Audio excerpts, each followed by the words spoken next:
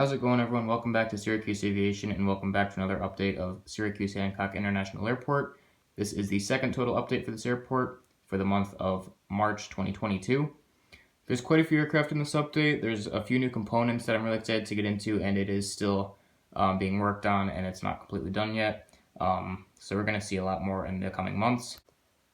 So with all that being said, I hope you guys are excited, and let's get into it. Starting off the update for us, we have the Southwest Airlines Boeing 737-700 in the Maryland 1 livery. This aircraft will be doing a flight out to Baltimore, Maryland.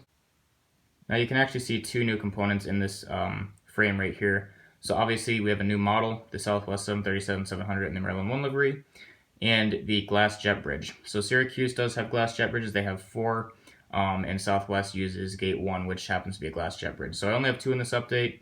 I do have 2 more on the order, which will complete our Syracuse jet bridge fleet, and I'm hoping in the future they replace some of the other ones because there are some that need it. So I do think it'd be very cool for all of the jet bridges here to be glassed at some point. I'm thinking that will be a long-term project. They've just been slowly adding these over the years. So the Southwest Baltimore service has gotten an upgrade on the noon service to a 737-800.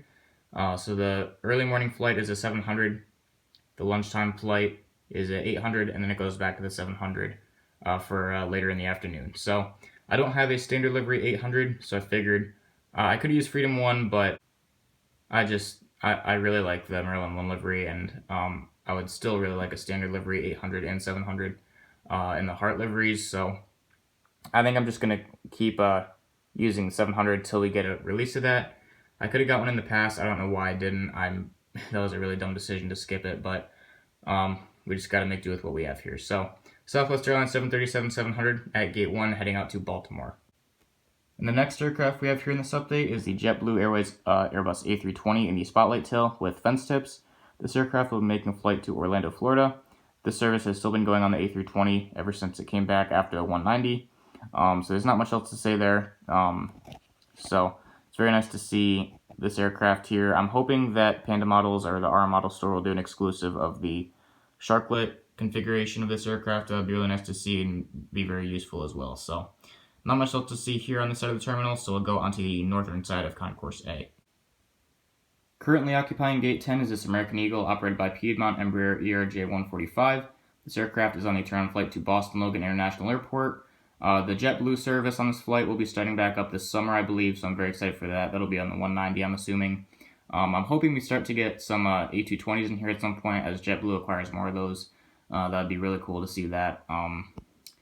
So, as you may have seen in my previous videos, I forgot to mention this, but Breeze Airways has started service, or they're going to start service here, but they've announced it to Charleston and Las Vegas. I'm very excited for that. I don't know where they're going to park. I think a very useful gate for them would be Gate 15. If you don't know where that is, just, I guess, look at a map or something. I don't have it represented in this update because it's pretty irrelevant at this point, and pretty useless. So I think it'd be cool for them to take that gate because it's pretty much abandoned. So that'd be really cool. So there's the little breeze interruption, but as I was saying, we have the Embraer ERJ-145 for American Eagle heading out to Boston Logan. Over here at Gate 11, we have this Allegiant Air Airbus A320 with Sharklets in the new livery. This aircraft arrived in from Punta Gorda and will be heading right back out there. This service has really been going pretty well for the A320. It's been on it, I think, pretty much every service. So there's not much else to really say here. Allegiant typically uses Gate 11, and typically if 2 Allegiant aircraft are here at the same time, they'll just have one sit on the ramp until the one moves out of Gate 11, and then they'll park there. So this is kind of interesting. I have seen a couple instances, though, where we have had Gate 11 and 12 both taking Allegiant Air aircraft. So that's why you can see 2 in this frame. So over at Gate 12, we have a new livery, Allegiant Air Airbus A319. At Gate 12, as I said, this aircraft arrived in from Orlando Sanford and will be heading right back out there. This has been a mix of A319s and A320s, but I don't have 2 A320s, and even if I did, I'd probably throw the A319 in here just so we can get some more variety. So it's very nice to see Allegiant here doing some pretty good services on their Airbus aircraft. Excited to see what the Maxes are going to bring to their fleet and where those are going to start to fly first. So yeah, here's the 2 Allegiants, the A319 and the A320. Once again, the A320 heading out to Punta Gorda. after arrival from Punta Gorda, and the A319 at gate 12, heading out to Orlando Sanford after arrival from Sanford. Over here at gate 26, we have this Delta Connection Bombardier CRJ900LR with nonstop service to Detroit. The Detroit service has been a mix of CRJ900s and CRJ200s, which is really odd to me. I don't know why they would even think twice about sending the CRJ200 here. And we have seen a couple 700s make their way into here. Hasn't been very often, but it has happened. But it's a lot of 900s and 200s. I don't have a 200 at the moment, so I figured I'd just throw in a 900, which is one of 3 in the update. So once again, Delta Connection CRJ900 at gate 26 with service to Detroit. Over here at gate 25, we have another CRJ900 for Delta Connection. This aircraft will be making a flight out to New York's John F. Kennedy International Airport. JFK has been going strong on the CRJ900. There hasn't really been any other aircraft operating this flight. So very nice to see the CRJ900s working their way in here for that flight as well. And gate 24 is currently empty. And over here at gate 23, we have the third and final Delta CRJ900. This aircraft will be making a flight to New York LaGuardia. New York LaGuardia has been going on the CRJ900 just like the JFK service, so not much else to say there. So looking good. Gate 21 is currently empty. And at gate 20, we have the last aircraft for the update. This is the United Airlines Boeing 737-900. This is also a glass jet bridge, gate 20.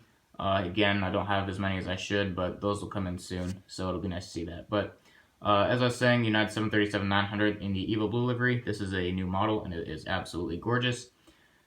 This will be heading out to Washington IAD. Now, the midday flights are typically on CRJ 550s and 700s, but the overnight aircraft is a 737-900. I don't know how long this is going to last. I hope it lasts a while because I think this is really cool. But you guys know how United's mainline is. It changes all the time. So I could see this going to a 700, an 800, A319, A320, anything, honestly. So I guess it's kind of interesting in a way because you get some more variety, but at the same time, it's kind of annoying because it's just never consistent. So for now, it's the 737-900 for the late night arrival and then the earlier in the morning departure. So very nice to see that, and that will conclude the airport update. So I really hope you guys enjoyed this one. There is quite a bit of action here today, and a lot of very interesting stuff going on. And there's going to be a lot more interesting stuff happening in the future here. So I hope you guys are excited for that. And once again, I hope you guys enjoyed this update. If you did, please consider liking the video and subscribing to the channel. As always, if you have any questions or comments, just go ahead and leave me a comment below. Thanks for watching, and I'll see you in the next video.